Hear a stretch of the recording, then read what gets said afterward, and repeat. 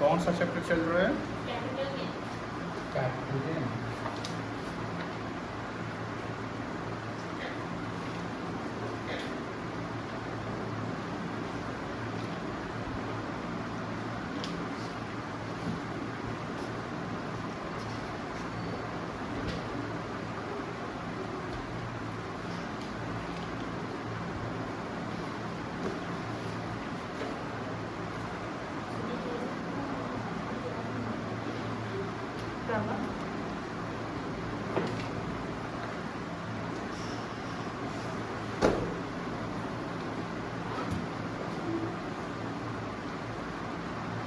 आपको इसका पीडीएफ बनाने आता है? उसका नहीं आता है।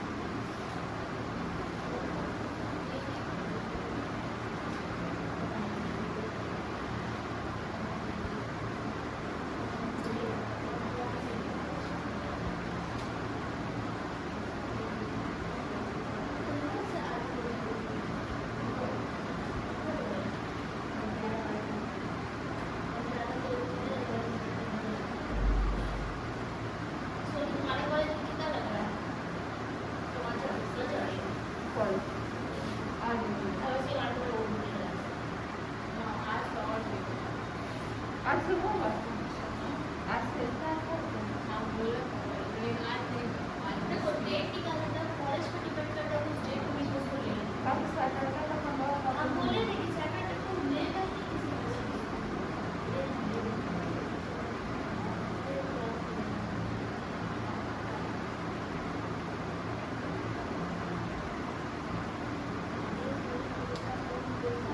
देखिए तो कहने ध्यान दीजिएगा, हम लोगों का चैप्टर चल रहा है कैपिटल ये गेन, ठीक है। कैपिटल गेन से जो मतलब ये जो गेन होगा, कैपिटल प्रॉफिट होगा, तो कैपिटल प्रॉफिट जो है टैक्सेबल है under the head income from capital gain as per income tax act 1961। तो कैपिटल गेन्स के लिए हमको कैपिटल से ट्रांसफर करना है, ठीक है ना। और कैपिटल से हमारे कितने प्रकार के हैं? 2 प्रकार के हैं, एक शॉर्ट टर्म और एक सॉरी एक आपका लॉन्ग, ठीक है। तो शॉर्ट और लॉन्ग की जो पहचान करेंगे हम, तो ऐसा नहीं है कि सभी एसेट्स का जो पीरियड है, होल्डिंग पीरियड जिसको कहते हैं, जो ट्रांसफर कर रहा है, जो सेल कर रहा है, सबका सेम होगा, अलग अलग होगा, ठीक है। जैसे समझिए, अगर कोई सिक्योरिटीज है other than units listed in recognised stock exchange, तो उसका कितना है? Less than 12 units of UTI. UTI का फुल फॉर्म होता है unit trust of India. UTI का फुल फॉर्म क्या होता है? Unit trust of India. Unlisted shares, unlisted shares होता है, सॉरी पहले यहाँ देखो first point, and zero coupon bond. इस अगर ये हम सिक्योरिटी होल्ड करते हैं तो 12 महीना से ऊपर वाला जो भी होगा वो लॉन्ग टर्म होगा। 12 महीना से ऊपर वाला क्या होगा? लॉन्ग टर्म होगा। और 12 महीना से कम वाला क्या होगा? शॉर्ट टर्म होगा। कोई दिक्कत नहीं है, हम लोग क्या पढ़ रहे हैं? शॉर्ट टर्म के बारे में पढ़ रहे हैं। जो शॉर्ट टर्म है वो उसका पीरियड दिया हुआ है, और इससे ऊपर जैसे चले जाएंगे वो किस में आ जाएगा? लॉन्ग में आ जाएगा। Unlisted shares and immovable property, जैसे लैंड एंड बिल्डिंग, प्लांट जो हम सेटअप कर दिए, वो सब हमारा इमूवेबल प्रॉपर्टी है, ठीक है। Land and building, plant etcetera, उसका कितना है? मोर देन 24 मंथ्स लॉन्ग होगा, लेस देन 24 मंथ्स क्या होगा? शॉर्ट होगा। और इसके अलावा जो भी एसेट्स है 36 महीना से नीचे वाला शॉर्ट है, और 36 महीना से ऊपर वाला लॉन्ग। इस पे एक एग्जांपल है, एग्जांपल 1, ठीक है। State the following cases whether these assets are short term और long term, also give reason. Reason में क्या लिखना है? रीजन ये लिखना है कि वो पीरियड आपका ज़्यादा है कि कम है, वो लिखना है, ठीक है ना। होल्डिंग पीरियड जिसको कहते हैं। Mister A purchase listed shares, क्या परचेज किया है? Listed shares in Indian company on August 10-20।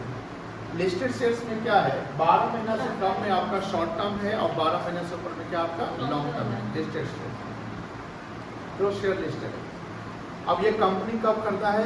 10/8/2020 को, एंड ट्रांसफर और अक्टूबर 20, 2021। क्या 12 महीना से ऊपर हो गया है? एकदम हो गया है। देखिए अगस्त 10, 2020 है, तो अगस्त 9, 2021 पूरेगा 12 महीना। जैसे आप उसके आगे जाते हैं तो क्या पड़ेगा? 12 से ऊपर हो गया। और ये कब सेल कर रहा है? अक्टूबर में सेल कर रहा है, ये हो गया आपका लॉन्ग टर्म। क्या जाएगा? लॉन्ग टर्म, क्योंकि holding period more than 12 months. कोई दिक्कत नहीं है। Mister B purchase units on equity oriented mutual fund. Mister B purchase क्या किया है? यूनिट्स ओरिएंटेड एक mutual fund on June 10, 2020 and transfer this units on 15 जून 2021। क्या एक साल से ऊपर है? Yes sir. आप देखो यूटीआई का भी क्या था? म्यूचुअल फंड का क्या था? 12 महीना से कम यूनिट्स ऑफ यूटीआई और इक्विटी और म्यूचुअल फंड कितना है? 12 महीना से कम शॉर्ट टर्म है। ये भी क्या होगा आपका? कहाँ गया? ये भी आपका क्या हो जाएगा? लॉन्ग टर्म हो जाएगा, जो होल्डिंग पीरियड 12 महीना से ऊपर है। कोई दिक्कत? अब जब हम आइडेंटिफिकेशन सीख रहे हैं। थर्ड है मिस्टर सी परचेज गोल्ड। क्या परचेज किया है? Gold on August 12, 2018 and gift the same to his friend mister E on August 30, 2019। आप बताइए गोल्ड का केस क्या था? अब देखो गोल्ड से इसमें नहीं आ रहा है, कहीं नहीं आ रहा है, कहाँ जाएगा?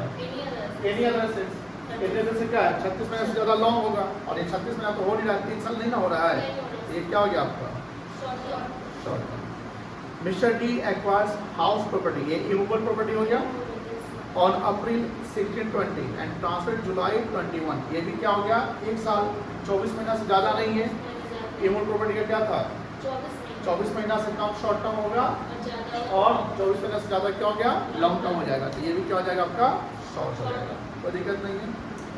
अभी हमने एग्जाम्पल 1 जो किया है, एग्जाम्पल 1 में क्या है आपका, example 1 is the identification of assets of holding period whether it in short term और लॉन्ग टर्म। ये आइडेंटिफिकेशन करना जरूरी है। अब आइडेंटिफिकेशन करना क्यों जरूरी है? जब हम बड़ा क्वेश्चन न्यूमेरिकल्स बनाएंगे, अब मान लो उसमें लिखता है कि mister A sell the share, sell the mutual fund, sell the gold, sell the building, ऐसा लिखा रहेगा कि वो इतने तारीख को खरीदा, इतने तारीख को बेच दिया। जब जितने तारीख को खरीदा और कितने तारीख को बेचा, तो उसका होल्डिंग पीरियड आइडेंटिफाई करना जरूरी पड़ जाएगा, बिकॉज दोनों का कैलकुलेशन जो हम करते हैं शॉर्ट टर्म कैपिटल गेन का और लॉन्ग टर्म कैपिटल गेन का, वो अलग तरीके से करते हैं। शॉर्ट टर्म कैपिटल गेन में हम इंडेक्स कॉस्ट इंडेक्सेशन नहीं निकालते। इंडेक्सेशन इन द सेंस, मान लीजिए यहाँ से 50 साल पहले हम एक लैंड यहाँ खरीदे थे, तो 50 साल पहले हम एक लैंड खरीदे और 50 साल बाद उस लैंड को बेचा जा रहा, मानो मेरे दादाजी खरीदे और हम बेच रहे हैं, तो दादाजी खरीदे थे तो कितना में खरीदे होंगे? बहुत सस्ते में खरीद लिए होंगे, तो उस समय का रेट अलग रहा होगा। आज हम बेच रहे उसको महंगे बेच रहे हैं, तो हम ये नहीं कह सकते कि मालूम मेरे दादाजी 10,000 में खरीदे थे और हम 1 करोड़ में बेच रहे हैं, तो 9 करोड़ सॉरी 9 क्या हो गया 99,90,000 रुपया मेरा प्रॉफिट होगा, ऐसा नहीं हो सकता। 50 साल पहले जो 10,000 था, आज का उसका वैल्यूएशन क्या होगा, उसके लिए हमको इंडेक्स कॉस्ट के अकॉर्डिंगली उसका कॉस्ट निकालना पड़ेगा कि आज का वैल्यू क्या है। तो वो लॉन्ग टर्म हो गया, तो लॉन्ग टर्म में हम इंडेक्सेशन करते हैं, जैसे हमने आपको बताया था इंडेक्स नंबर क्या होगा, 2 इंडेक्स नंबर आपको याद रखने हैं। देखिए यहाँ 2001 से 2 के बीच में हम 100, 2021, 22, 370। सर अगर 2001-2 से पहले का एसेट होता तो भी आप 100 लेंगे, तो भी आप क्या लेंगे 100। तो ये अब मान लो कि हम 30 साल ट्रांसफर कर रहे हैं, तो ये इसका इंडेक्स नंबर। अब सर इसके बीच में एसेट खरीदा, मतलब 2015 में एसेट खरीदा होगा, तो जनरली 2015 में से जब खरीदेंगे या बीच में खरीदेंगे तो इंडेक्स कॉस्ट नंबर जो रहता है वो आपको दे देगा, इंडेक्स नंबर जनरली क्वेश्चन में आपको मेंशन कर देगा, कोई इशू नहीं है। चलिए अब देखिए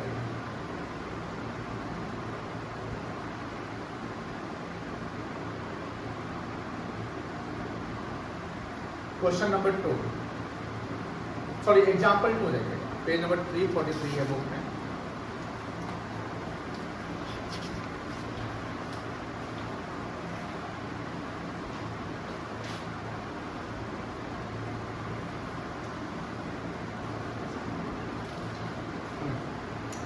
mister Sukesh Jain sold house property, क्या बेच रहा है वो, क्या है वो इमूवेबल है, कितना साल 24 महीना शॉर्ट टर्म के लिए। कब बेच रहा है वो 30 मार्च 2022 को, कितने का बेचा 2,62,500। ये जो 2,62,500 है ये कहलाएगा सेल कंसिडरेशन, क्या कहलाएगा बेटा कि हमने 2,62,500 का सेल किया। He had purchased this property from Mr. Pravesh on 1 अगस्त 20। 1 अगस्त 20 को वो खरीदा था। क्या 24 महीना से कम है कि 24 महीना से ज़्यादा है? कम है।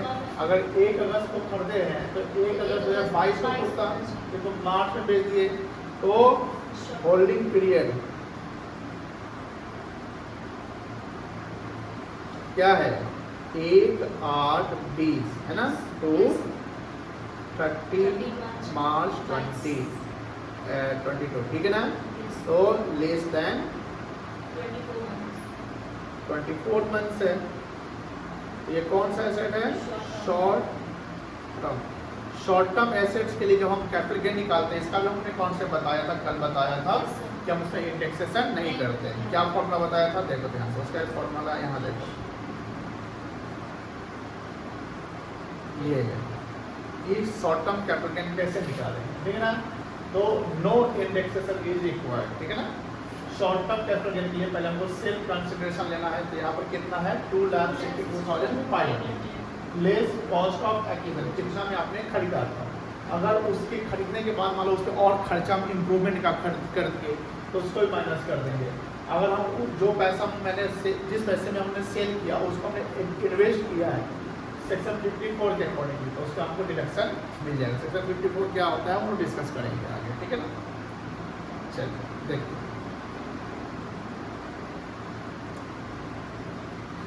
तो 1,87,500 में वो खरीदा था, कॉस्ट ऑफ एक्विजिशन हो गया, एंड स्पेंड कितना है जी 21,500 on its improvement in January 21. Compute the capital gain for the assessment year 22-23.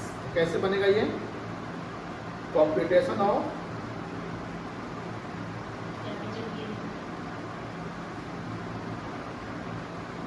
income from capital gains, ठीक है। यहाँ पे लिखेंगे सेल्स, कौन बेचने वाला है जी, Sukesh, mister Sukesh Jain acquired the property on 1st August 2020 and sell it on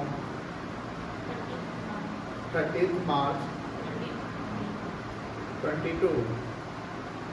The holding period ये सब लिख लीजिएगा एग्जाम में, ठीक है ना बेटा। नीचे less than 24 months. Therefore,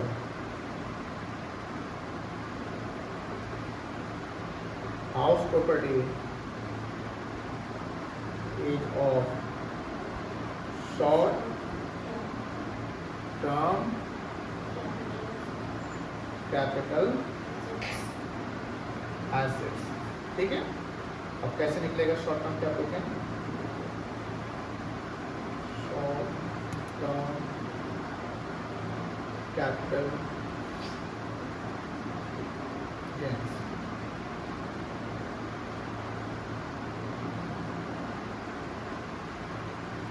sale consideration कितना बेटा 2,62,500 लेस कॉस्ट ऑफ कितना है बेटा 187,500 लेस कॉस्ट ऑफ इम्प्रूवमेंट 21,500 ना, बताइए कितना आएगा, हो गया, माइनस कर देंगे, कितना आएगा 53,000. This is called short term capital gain. कोई दिक्कत नहीं है, क्लियर है। तो हमने भी एग्जाम्पल 2 समझा, ठीक है ना। अब देखिए इंडेक्स कॉस्ट, देखिए index cost of acquisition and index cost of improvement of the assets are deducted out of net sale price. Net sale price क्या होता है ये समझिए। नेट सेल प्राइस होता है कि मान लो कि हम एक लैंड बेच रहे हैं, लॉन्ग टर्म कैपिटल एसेट से मिल रहे हैं, और लैंड बेच रहे हैं, हम लैंड को ब्रोकर के थ्रू बेच रहे हैं। ब्रोकर बोलता है कि भैया मुझे 0.5-1% कमीशन चाहिए। अब मान लो कि मैं लैंड बेच रहा हूँ 50 लाख रुपए, मैं लैंड कितने का बेचा 50 लाख का, तो ये मेरा सेल कहलाएगा। और ब्रोकर बोलता है कि मुझे इस पे 1% कमीशन दे दो, तो हमने उसको 50,000 कमीशन दे दिया, ठीक है। तो 49,50,000 मेरा क्या कहलाएगा, नेट सेल। हमने ये लिखवाया भी था, हमने जब फॉर्मेट बनाया है कल के फॉर्मेट में, तो ये हमने बताया है कि नेट सेल क्या होता है, ये समझो। जब लॉन्ग टर्म कैपिटल गेन निकालेंगे तो इंडेक्सेशन करेंगे, तो सेल कंसिडरेशन जैसे मान लो 50 लाख लेस ब्रोकरेज और कमीशन ऑन सेल, जब हम ये माइनस करेंगे तो क्या कहलाएगा, नेट सेल। और इसमें से हम इंडेक्स कॉस्ट को माइनस करेंगे, कोई दिक्कत नहीं बेटा। ये किसके लिए, लॉन्ग के लिए शॉर्ट के लिए, लॉन्ग के लिए। वही बोला कि इंडेक्स, और दो चीज का इंडेक्सेशन करना, एक एक्विजिशन का और एक इम्प्रूवमेंट का। एक चीज और याद रखिएगा कि सर हमें अभी जो इंडेक्स नंबर है वो आपको पता है कि 2001 और 2 का और 22 assets at the time of calculating the long term capital gain, LTC बोलते हैं शॉर्ट में, and not its actual acquisition cost. हाँ, मतलब ये नहीं बोला ना कि अगर मान लो कि 50 साल पहले हमने, मेरे दादाजी 10 साल का लैंड खरीदे थे और आज हम उसको 1 करोड़ का बेच रहे हैं, तो 10,000 नहीं करेंगे, एक्चुअल कॉस्ट तो 10,000 था, लेकिन 10,000 कब का वैल्यू था, 50 ईयर्स बैक का था। तो 50 ईयर्स बैक का था, तो आज के डेट में क्या कॉस्ट होगा, उसके लिए हमको उसका प्रेजेंट वैल्यू निकालना पड़ेगा, और प्रेजेंट वैल्यू के लिए हमको इंडेक्सेशन करना पड़ेगा। ये इंडेक्स नंबर गवर्नमेंट जो है डिटरमाइन करती है, ठीक है, सिबिलिटी जो है डिटरमाइन करती है। कैसे निकलता है index cost of acquisition, cost of acquisition, जैसे मान लो कि हमने 10,000 का लैंड खरीदा था 50 साल पहले, इनटू कॉस्ट इन्फ्लेशन। इन्फ्लेशन क्या होता है, जब कुछ बढ़ता है, inflation index of the year in which the asset is transferred. तो जिस साल एसेट ट्रांसफर करते हैं, तो हम ट्रांसफर तो इस साल मान लो कर रहे हैं, तो इस साल का इंडेक्स नंबर कितना है बताइए, 317। तो 317 से मल्टीप्लाई कर divided by cost inflation index of the year in which the asset is acquired. जिस साल आपने एसेट यानी एक्विजिशन का जो डेट है वो लेंगे, या एक मान लीजिए 1 से पहले का है तो 100 लगेंगे। मान लीजिए कि 50 साल पहले, तो 50 साल पहले तो ले लेंगे, तो यहाँ वहाँ पर कितना लेंगे, 100। कितना आ जाएगा, 10,317 डिवाइडेड बाई 100। जो वैल्यू आएगा उसको बोलेंगे इंडेक्स कॉस्ट ऑफ एक्विजिशन। कोई दिक्कत नहीं है, क्लियर है, इस कॉन्सेप्ट लिखिए।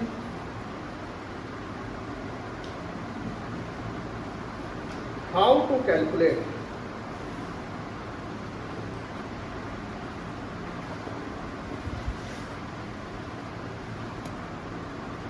index cost of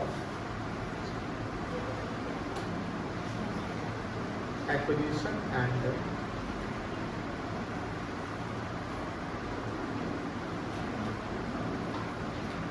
improvement.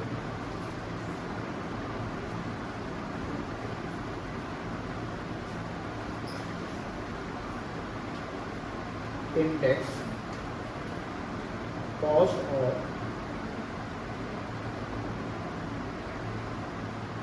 acquisition equals to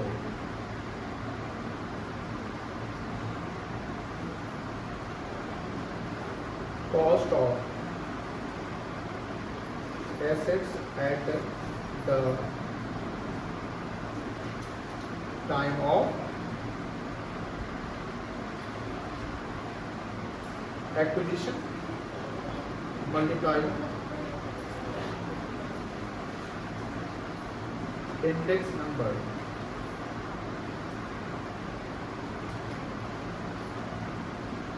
of the year in which assets is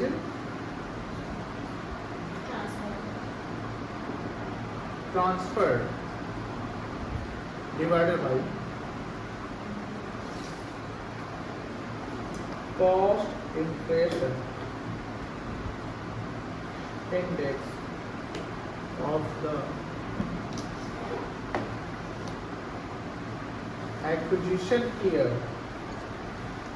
or 2000 1 100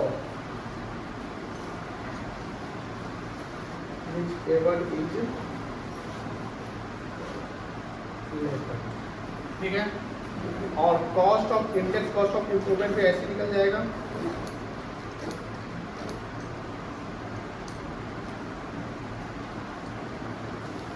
index cost of improvement क्या लेंगे, यही फॉर्मूला लगा लीजिएगा,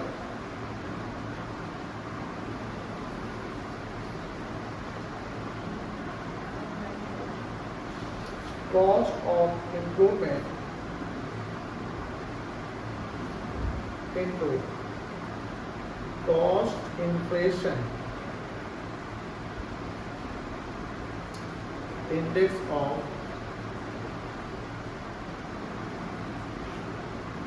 transferred year divided by cost of